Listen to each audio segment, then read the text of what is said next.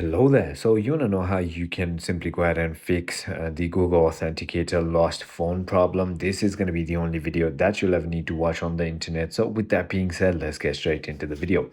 First things first, what you want to understand is that your Google Authenticator runs on your Google account. So whether your account is lost or not, it doesn't really matter that much, because all you need to do is on the new phone, simply head into App Store or Play Store and then simply go ahead and search for the Google Authenticator. So let me just go ahead and do that.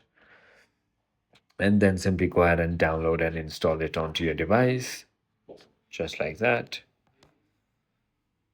Once you've downloaded and installed it, click on open and click on get started. And as long as you have already logged in into your Google account on your new mobile device by using the verification code and stuff, you can simply go ahead and continue as your old account. It is as simple as that. I hope this video was helpful to you. If it was, hit that like button and